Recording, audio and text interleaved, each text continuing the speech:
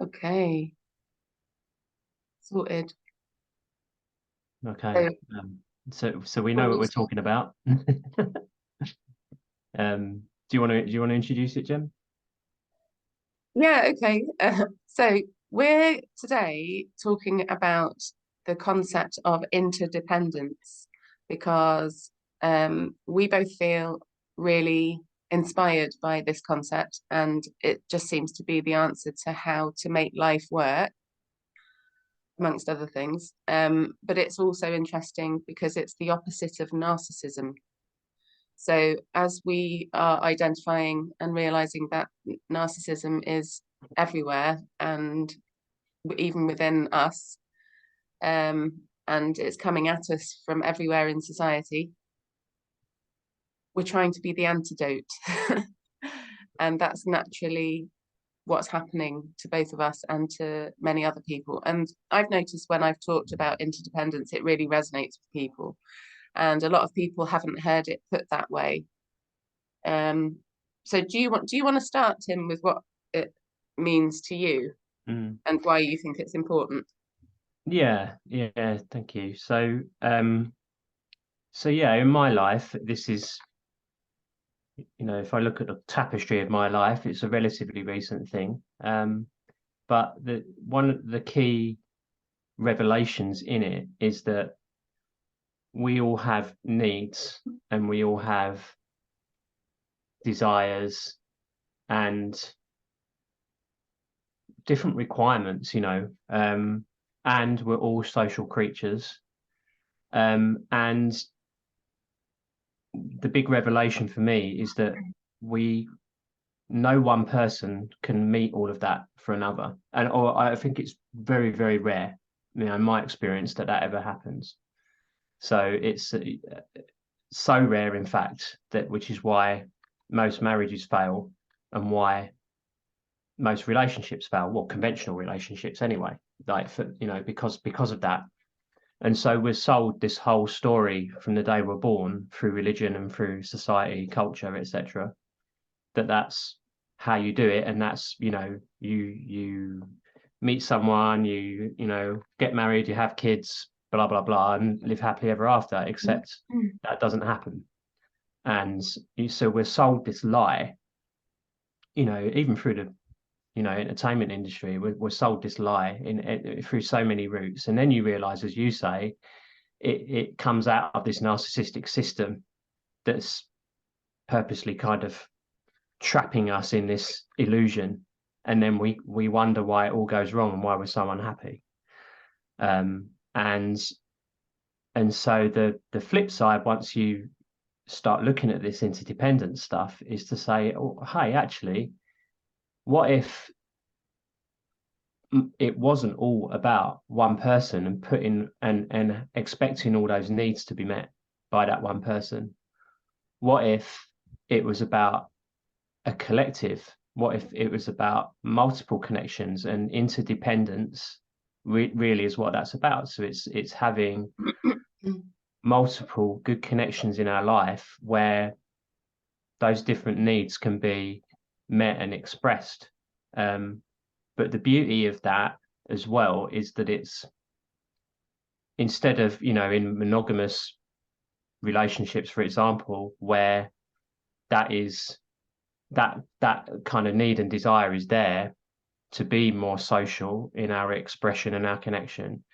And so it's kind of doesn't get expressed, and then it's hidden, and that's why you end up with so much cheating and betrayal and all this other stuff, or the feeling of that, because we've got this program running, that's the only way we could do it. So it all goes into the dark, and um, you can end up with some pretty screwed up situations. And I think that's a lot of the time why people are so unhappy as well, is that so much of that either is acted on and it goes really badly, or it can't be expressed at all and it all gets stuffed down. And yeah, I think I've talked around it a bit there, but like in a nutshell, for me, that's my feeling on it. I think the real beauty of it is for people that step into this world. um, it can really liberate, um, our soul, I would say, and enables so much more in life, and to live so much richer a life, and more connected a life, and a more loving of ourselves and others kind of life. Yeah. Yeah, well, when I first heard about it, I'm wondering whether to like start with a definition, because I really like Teal Swan's definition. Oh, I can't minimize that.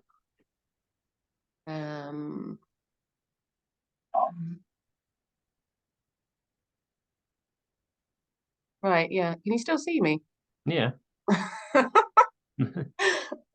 Right, I'm just going to read out her definition, right? And then I'm going to explain why it just makes sense as a result of what I've experienced in my life. How long have you got? Right, so the frequency of interdependence, because she does paintings and stuff, but she's like nailed this concept. So it's the frequency of two or more beings being mutually reliant on each other. This frequency causes a safe and symbiotic bond between people in which they can rely on one another, while at the same time maintaining each person's autonomous identity. So there's no enmeshment like we talked about in the other video. This frequency is the in alignment, healthy form of dependence, and is thus an antidote to codependency and narcissism. It is an excellent frequency for romantic relationships, friendships, and family, as well as for any workplace that requires teamwork. This frequency enhances a structure where everyone is in his or her correct place within any social system, based off of each individual's specific excellence, which leads to everyone in that system feeling supported as a result of everyone in that system supporting the others in the way or ways that are in alignment for them personally. I mean, That's that is excellent. just mind-blowing. Yeah. Can you imagine? That says it perfectly, doesn't it? Yeah. Can you imagine the world? So, Mm. and like, obviously for a long time, we've both been interested in community living, and we have been investigating and exploring that. And there's been a few adventures, and a lot of people are trying their best to sort community living out in lots of different ways, but it's not easy because none of us are programmed for this. But like the concept of interdependence, I just love the fact that it's symbiotic.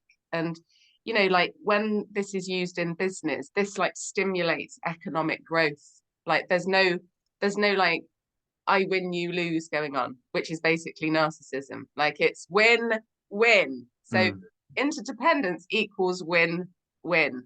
So like sort of rewind all the way back to sort of like early childhood. I mean, my parents were not a good example of a symbiotic relationship. It was bullying. It was horrible. It was conflict.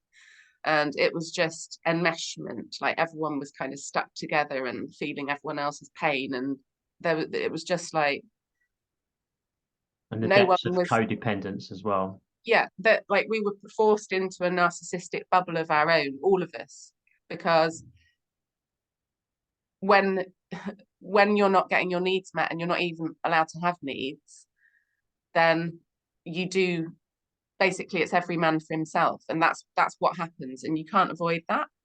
It wasn't until I was in my late 30s that I even understood what had gone on and why it was bad, and so and my mum and dad are still together. So I watched a relationship, and it was like how not to do it in every way. So, my own marriage failed. But after I'd been together with my partner for a long time, but I'd been under the illusion, like the majority of us, millions, all of us, like really, that when you're in a romantic partnership, your significant other Like, you have to get all your needs met through that one person. And if they can't meet your needs, there's something that has gone horrifically wrong. And it just isn't true. And like, the system has separated all of us like from each other, and it's made us all live in houses. Like, you know, I'm looking out the window now at my Scouse Terrace street that I live in. It's like boxes of people. Like, this is not how to be a community, you know. I mean, I did actually speak to my neighbour this morning, which is lovely. Do you know what I mean? But like, everybody sort of keeps themselves to themselves, and it's quite a friendly street, but there's probably worse places to live. But you know, when I'm doing like therapy sessions with women and they're struggling with parenting, it's like, of course you are, like, because it's impossible. Like, parenting, how society is set up, is impossible, especially if you're a single parent. It's impossible. Like, that was never meant to work. And that's why they've done it to us. So, yeah, we all have needs and we can't get away from that. You know, like, I live on my own with my daughter here 50% of the time, and I have needs that there's things that I can't do, like putting up curtains and like stuff that goes on with my van or my car. Like, I'm absolutely Scooby-Doo clueless. Like, and you know, everybody needs, I need sometimes help with technical stuff with my laptop. I don't know what I'm doing. And like, that's okay. I'm quite happy to not be perfect at everything. But like, I need people around me, like this person I want to go to because they're cars. This person I want to go to because they're like parenting as well. Like I do. Like, this person, like somebody, a therapy friend, like who I can share and supervision, like, in like bounce off. Like, we can't just rely and depend on on like ourselves, because it doesn't work. And then if we're in a family where we've got this significant other, if you're expecting all your needs to be met through that person, it's abusive. It's abusive, and we're normalizing that. And the pressure of it is intense. You know, it's intense. I mean, I just love like that definition of teal swans, but it also it reflects the principle of, you know, that mat act. I never know how to say that, like the Egyptian concept, yeah, kind of like everything's in right balance. Everything, like, there's the right arrangement between these entities, you know, these people, like this work situation. You know, everybody's skills and knowledge everyone's skills and wisdom and knowledge is being acknowledged and utilized for the good. So everyone's self-esteem is high. Everyone feels useful. Like, no one is being made wrong and bad for lacking. Like, there's no, you know, there's no jealousy. There's no bonking someone on the head, snatch and grab, that's mine. Like, there's no I win, you lose. It's win, win, win, win, win, win everywhere. Like, it works. And you know, when it works in business, it like makes everybody loads of money. And why shouldn't it, you know? But also, like, in the gene keys as well, like there's the concept of like synergy and synarchy and syntropy, and all of that really is like different aspects of people interdepending, and like it all just works. I love it. And yeah, you've just described that so well. Yeah, it is those win-wins, isn't it? Continual. When you really get your mind into this space and then start to embody that way of being. And like you say, it really flies in the face of what the system has tried to do to us and has done really well. You know, if you look at mine and your lives, you know, to separate, to isolate, you know, to cut off, to make alone, you know, and to program that in and then for it to actually play out, you know, in our lives. When actually it's the opposite, that we're naturally, you know, supposed to, ideally, that's where it's going to feel good, right? We're social creatures, you know, we have that basic animal side of us that requires those connections. And we've talked about, haven't we, how it goes back to our tribal, beginnings, Mm, where that's how we lived, mm, but we were mm, part of a group. mm, Everybody had their roles, everybody had their strengths, and we were all interconnected, mm, and that was that was natural. mm. And of course, it makes complete sense. Yeah, yeah. I mean, there's so many ways that we've had the opposite of interdependence done to us, I mean, like, when a baby pops out, I found parenting incredibly difficult, like, because I did have postnatal depression. I had an incredibly traumatic birth. Like, I was basically tortured in the hospital, and I had to be in the hospital because my placenta was low, and I didn't need to be there. Like, nothing went wrong. They told me that I could bleed to death, but no, I sort of feel like loads of things happened that if it had happened later in my life, I would have done things like really differently. But like, I was set up to fail from the word go with parenting, and I found breastfeeding hard, like staying up. The lack of sleep sent me a bit mad, and I hadn't healed the trauma of what had happened to me, and I didn't understand a lot of that. And you know,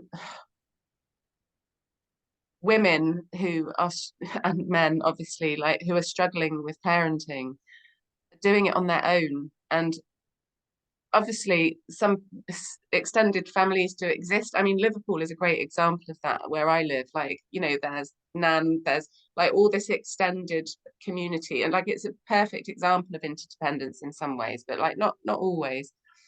But so many people are just like, where I live is nowhere near my family. And then my partner at the time, it was nowhere near his family. So we had friends, but like they were all having kids the same time as us. And we were all kind of like really isolated, even though we were surrounded by people.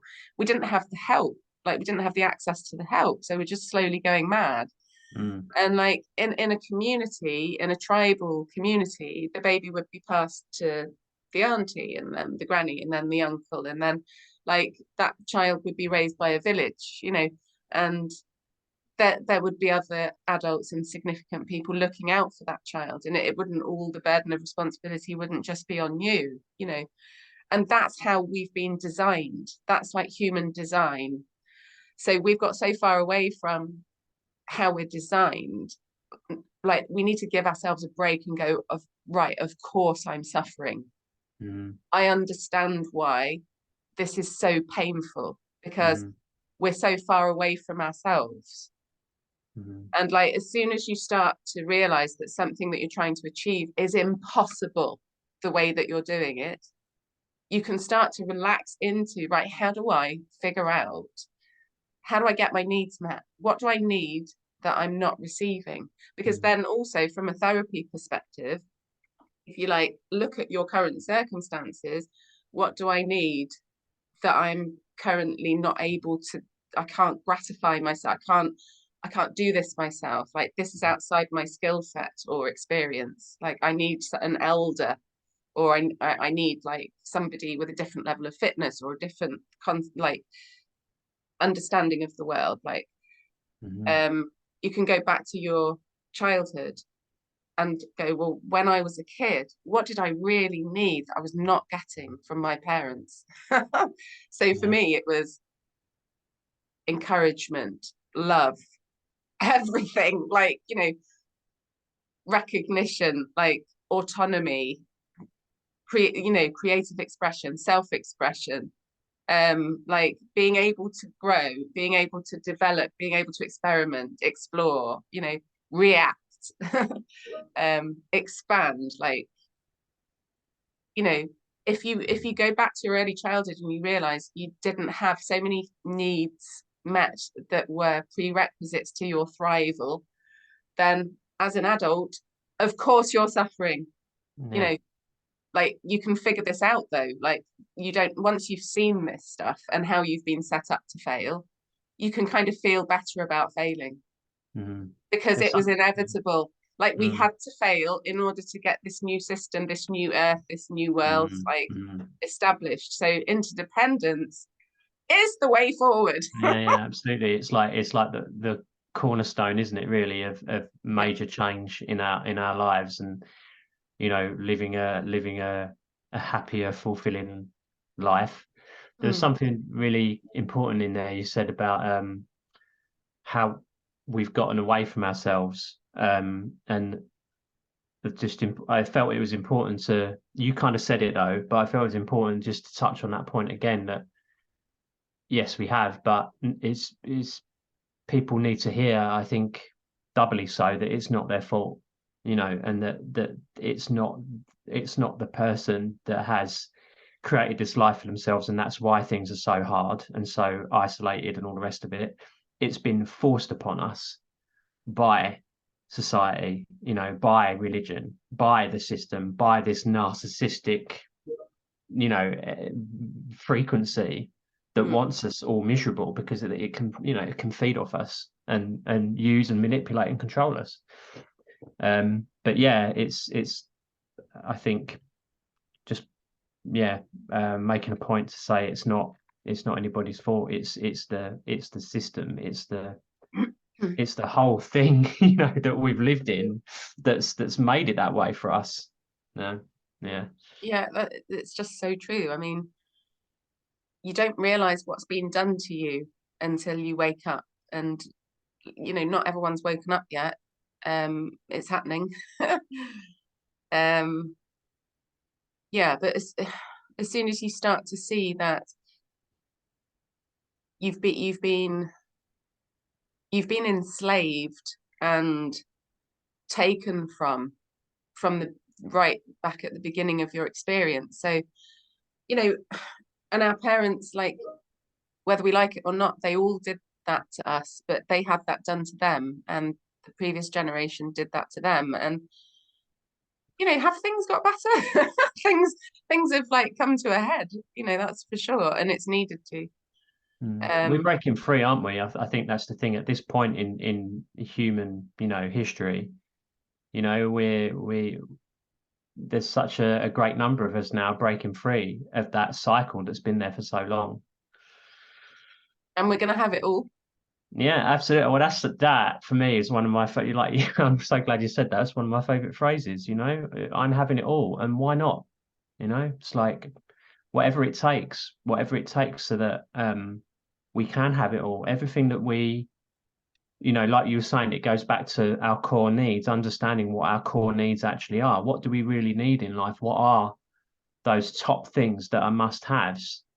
And to identify them, and then to do whatever it takes to make them so. That's having it all.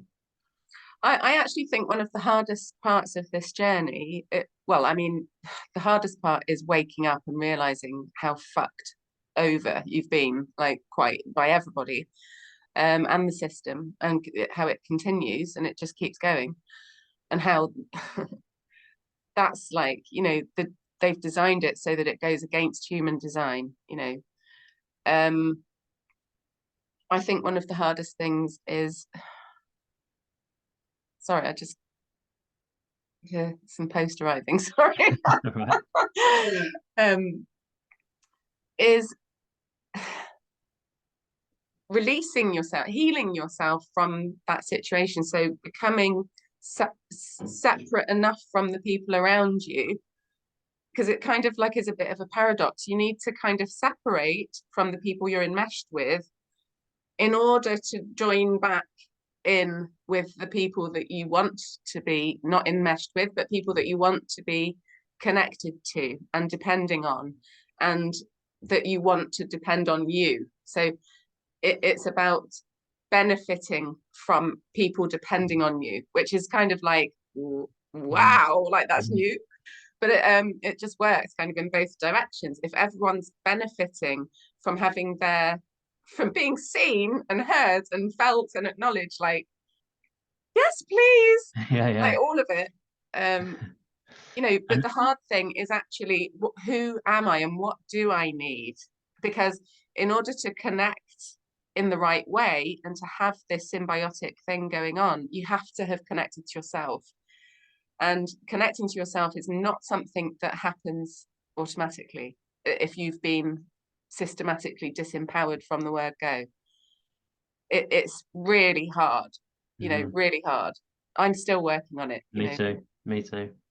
Yeah, and there's what you said before as well about the environment that you're in, that where all of that shit show is going on, to the importance of removing yourself from those kind of environments and situations and putting yourself in environments that are the opposite, that promote ease and healing and time, to really get to know who you are. And that can take years, you know, and sometimes, I mean, it certainly has for me.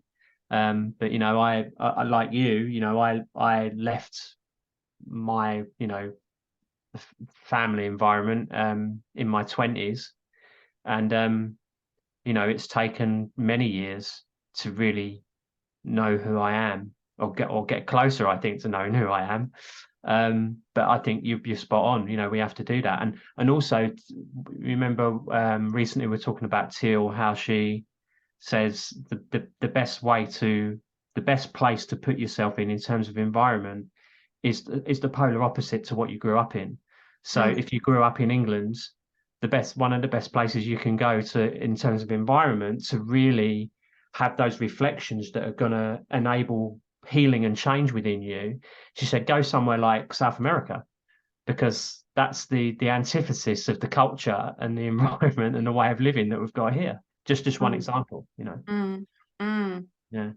Yeah, and I love that, because that's what healing is. And people overcomplicate healing, and they turn it into this mysterious kind of like unobtainable.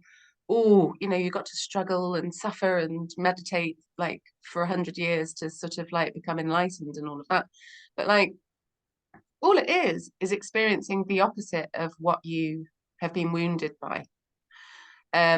Which obviously is really hard, because if you like struggle with loneliness and a lack of people that you can depend and rely on, and you don't know how to get that, like that's incredibly painful. Like healing would be being surrounded by people and like having this beautiful symbiotic like community.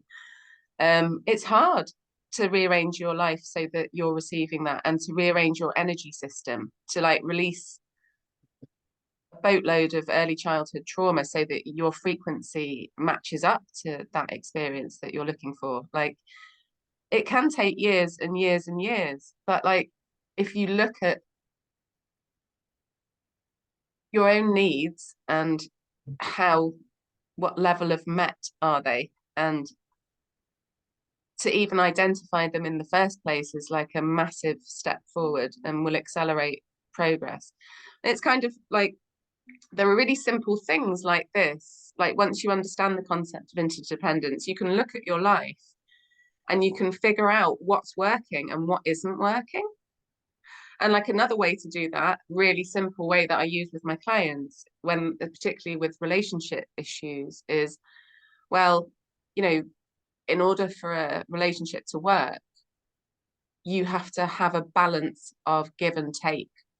Like I wish I'd known this like when I was a kid. Do you know what I mean? Like I've been teaching this to my daughter, and like she's really benefited over the years from this in friendships, and the conversations that we share about stuff that's gone on at school and stuff that's gone on with teachers as well. You know, like she can unpick when something is not okay and when something is okay.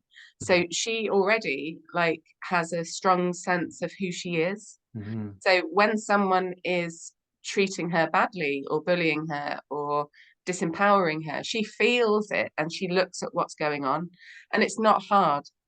Now, the majority of adults walking around on this planet are not looking at that. If you're enmeshed from childhood, then you are just going to like plead with your boss, please, please, please, can I have this? Please, can I?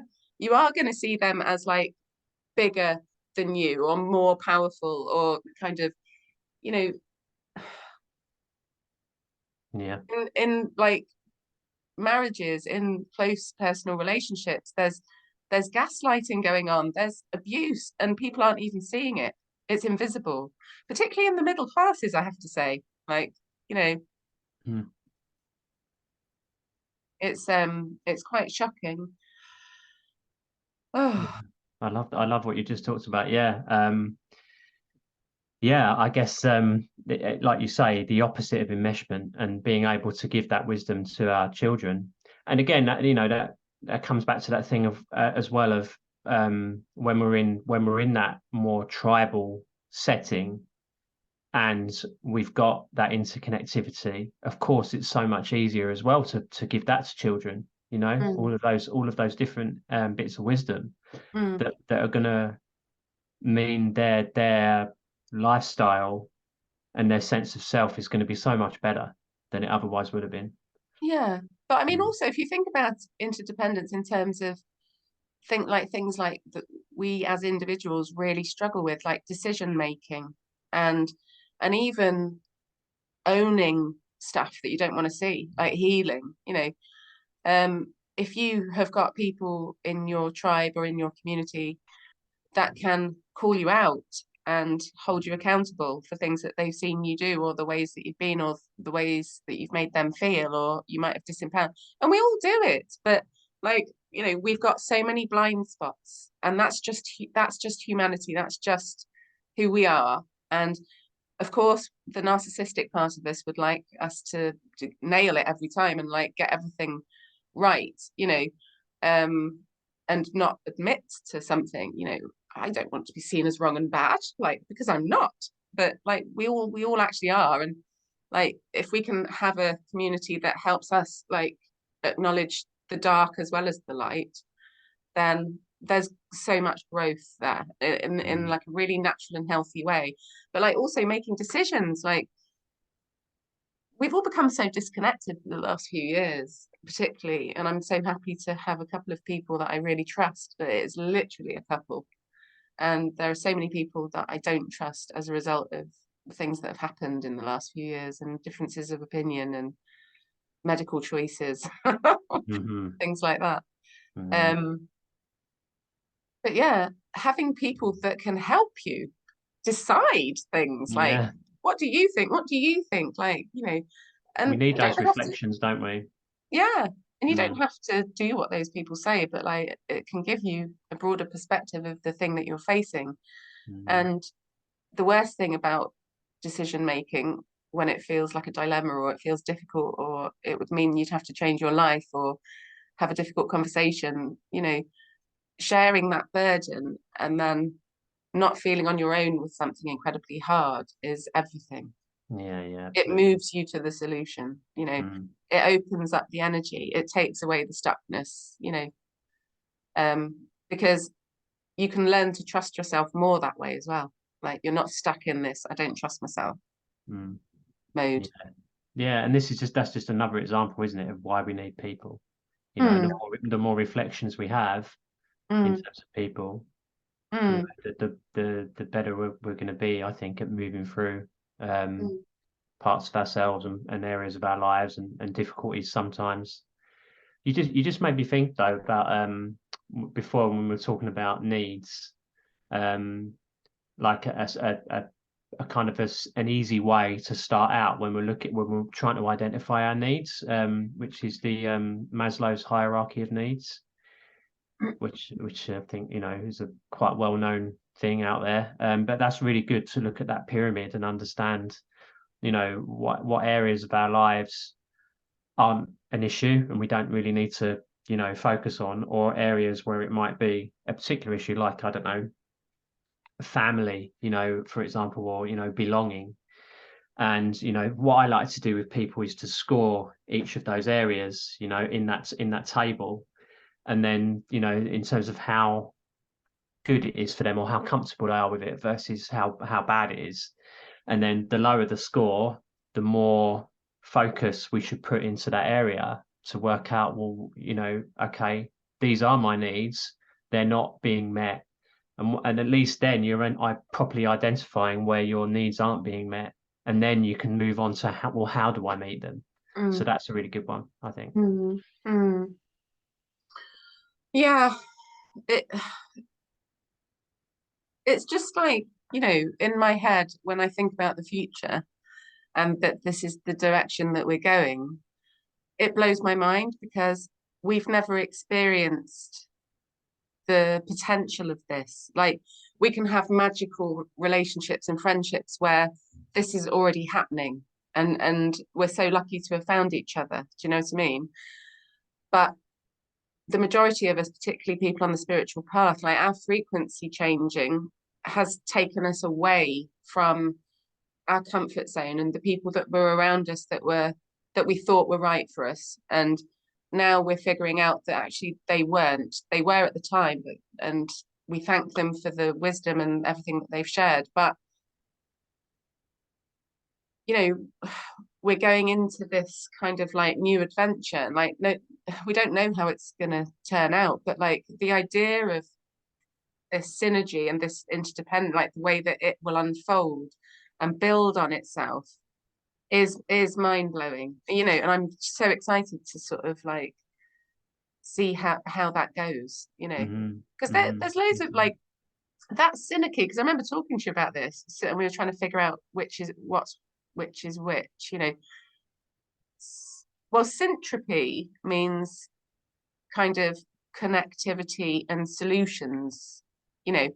Kind of the opposite of that is entropy, you know, which is kind of like what narcissism can do to you. It kind of like there's degradation there and sort of disorder and just end kind of death energy, right?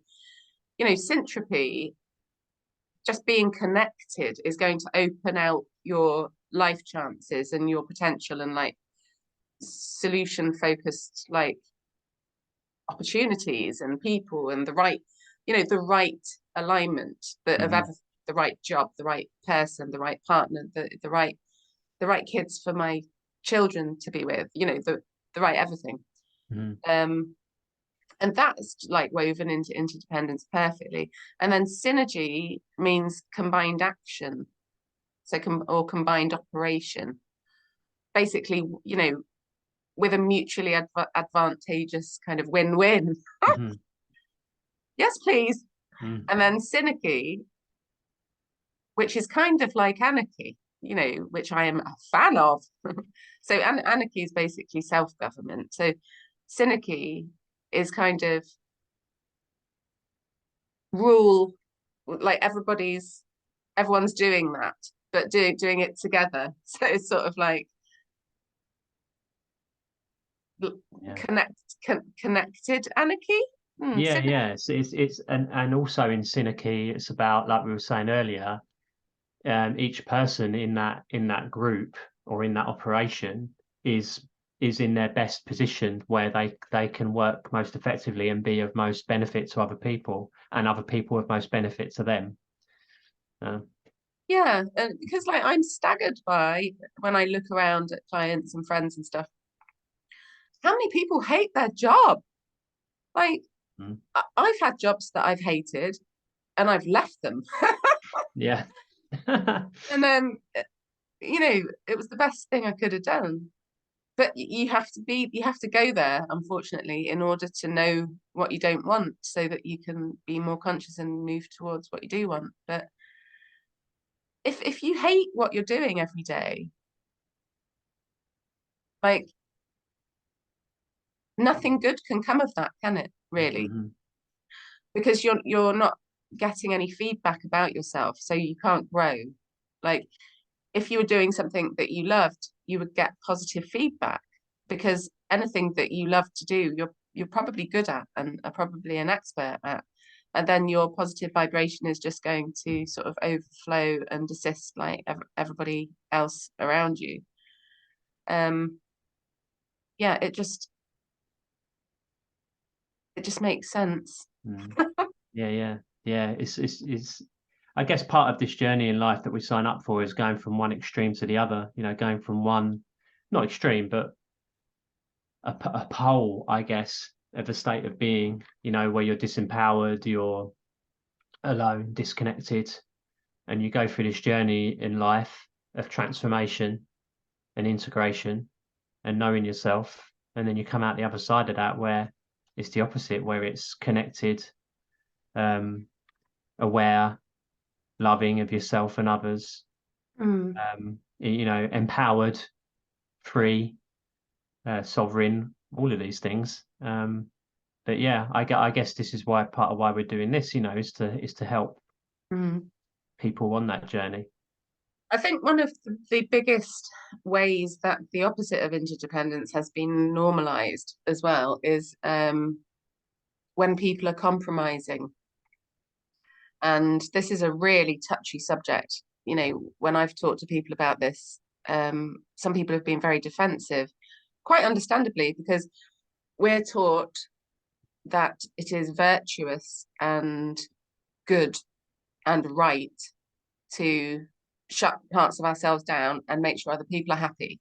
So in any relationship, way that a relationship can work really well is if, your partner can be a good container for you to just be yourself. And then you can do that for them. So you can allow them to do their own thing. You don't have to be joined at the hip. You want them to be happy and to express their truth and to be doing the things they want to do. They want you to be doing that, but that's not what most marriages and relationships look like.